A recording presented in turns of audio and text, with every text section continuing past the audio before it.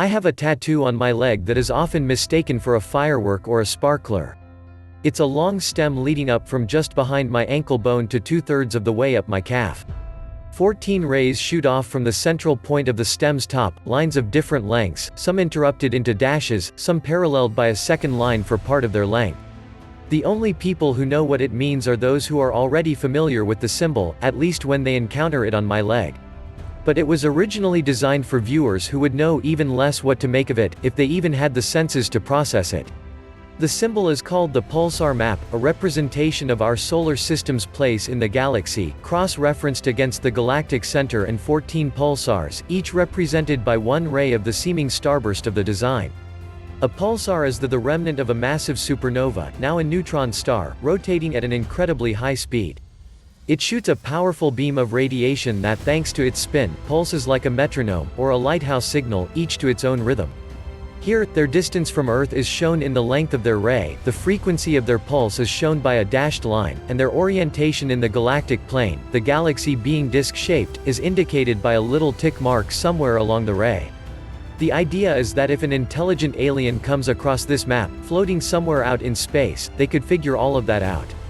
The pulsar map is best known as a component of the cover of the Voyager Golden Record, the 12-inch discs each attached to the pair of Voyager probes flung to the far reaches of the Solar System in the 1970s. The probes were designed to visit Jupiter and Saturn, but NASA knew they'd have enough momentum to keep trucking on through, and out of, the Solar System. And so, in a gesture of great romanticism, they commissioned Carl Sagan to adorn the probes with some sort of return address and, more than that, a message to whoever might find them. Photo by NASA, Hulton Archive, Getty Images. This wasn't the first project of its kind, but it was the most ambitious. Previously, Sagan and Frank Drake had designed plaques for the Pioneer probes. They also feature the pulsar map, a line drawing of a man and woman, the man's hand raised in a wave, and a schematic diagram of the Solar System, with a little Pioneer drawn on its way out. But the Voyager record holds much more. Once you decode the cover schematics, you have not just an origin for the strange spacecraft you've found, but also instructions for playing the record. Many love songs have been written to the Golden Record. There's the Radiolab episode with Sagan's widow, Anne Druyan, telling the story of how the couple fell in love during its creation, and Anthony Michael Morena's lyric book, The Voyager Record, which is beautiful and rigorously researched. I'm obviously of this romanticizing persuasion. I do have a piece of the record's cover art tattooed onto my leg. But do we love the Golden Record because we hope aliens will one day find it? Or is it the pure hopefulness of the gesture that we love? That NASA once took time and money to create this idealistic gift?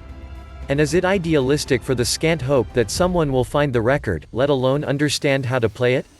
Or, though I'm not the first person to ask this, is the message of the Golden Record meant just for us? There are two ways to take that last question. The romantic way, the process of devising the record, of deciding what would go on it, and how we, as humanity, wanted to represent ourselves, was the most meaningful act. In that view, the Golden Record becomes an aspirational self-identification, a declaration to ourselves: we are a global people, we are hundreds of languages and a child's laughter, we are music and whale song, heartbeats and the brainwaves of a woman falling in love. But are we the likeliest people to find the Golden Record? The Voyager probes have by now passed the murkily defined boundary of the Solar System. However you calculate it, they're surely now in interstellar space. They're the only objects from Earth out there. But maybe not forever. The only technological civilization we're sure exists is our own, so the likeliest interstellar travelers to come across the Voyager probes could very well be far future humans. Even if the probe doesn't metastasize its own intelligence like V'ger in Star Trek, the motion picture, it could, given several thousand years, become alien to us, because we could become alien to ourselves. 10,000 years ago, humans were physiologically just as we are now, but they were culturally incomprehensible. They left us cave paintings that we recognize as made by human hands, but that's as far as our understanding goes. Were they messages, art, religious ritual, or bored doodles? Any meaning they may have held is utterly lost. 10,000 years isn't an arbitrary measure of time here. I bring it up because it's exactly the gulf across which we are trying to figure out communication. For the warnings to be designed for the future nuclear waste disposal site at Yucca Mountain in New Mexico, the contents of which will be dangerously radioactive for 100 centuries. How do we make a warning that will stay intelligible for as long? A common way to emphasize the scope challenge is to take a walk through the history of the English language. Middle English, spoken 600 years ago, is barely comprehensible to a contemporary English speaker. Old English, from 1,000 years ago, isn't comprehensible at all. It's a matter of entropy. In a way, information subject as anything else is to the second law of thermodynamics, order decaying into randomness, meaning abrading over time. And that's with a relatively contiguous culture. Imagine a disaster, or a social break. Humanity survives, perhaps fully rebuilds, and encounters a mystery in the desert. You need these future humans to not only understand the warning, but also believe it. After all the promised curses in the world didn't stop 19th-century archaeologists from broaching the sealed doors of the pharaohs' graves. 17 years ago, the Department of Energy convened a commission of anthropologists, linguists, semioticians, and other experts to figure out how to make a universal message. Every option they proposed feels like a conceptual art project, but maybe that's not so surprising. When you discount any carrier of meaning that's tied to our current culture, a sign that says keep out, or the broken circle sign for radioactivity, what you're left with is the visceral, nonverbal evocation of feelings that are, we hope, universal for humanity. In this case, the panel hoped for the evocation of fear, awe, or disgust. What is here is dangerous and repulsive to us. This message is a warning about danger, as well as, this place is not a place of honor, no highly esteemed deed is commemorated here, nothing valued is here. The panelists ended up with a project in many mediums, hoping to cover their bases with redundancy: Rosetta Stone-style plaques in half a dozen contemporary languages, imposing granite columns surrounding the site, warnings in words and image and mood. 3 rooms will hold identical information about the project, 2 hidden, buried and walled with granite, and 1 at the center of the array of columns. To let in natural light, it will have no roof, I think because we have no idea if, in 10,000 years, humans will still have electric power. Discarded ideas brainstormed by the commission include a field of massive stone spikes, set at random angles like thorns, to convey terror and inhospitability, and a generational game of telephone, breaking the 10,000 years into 300 generations and tasking every third generation with adapting their great-grandparents' message into new, contemporary language, so that it might not be irredeemably alien to their own great-grandchildren. Also dismissed, seeding a 10,000-year folklore, a mythic false trail that would use superstition rather than scientific knowledge to urge people to shun the site. It would be overseen by an atomic priesthood in the know, the keepers of the radioactive truth. The proven ineffectiveness of warnings at the pharaohs' graves made this one even easier to dismiss. Words, maps, scientific notation, landscaping, abstract sculpture.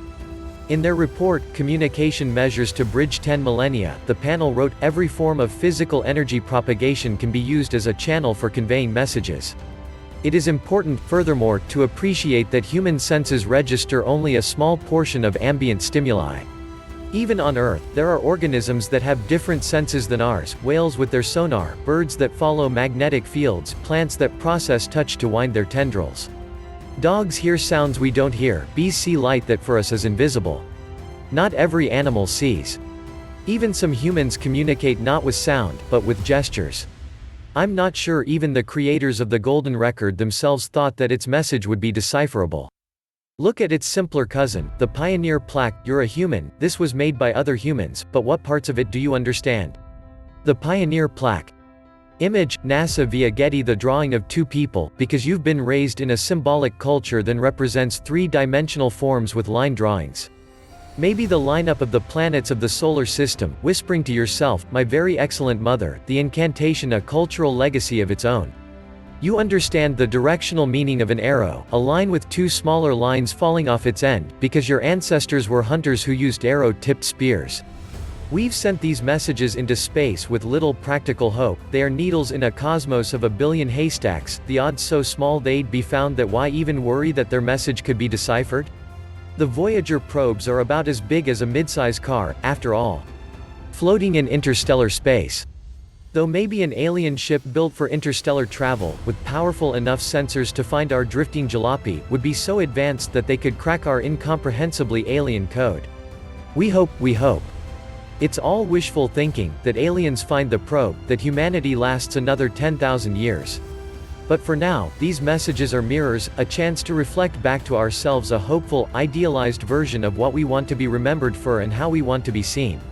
Welcoming, laughing, protecting the world from danger, looking forward, looking outward, and not alone.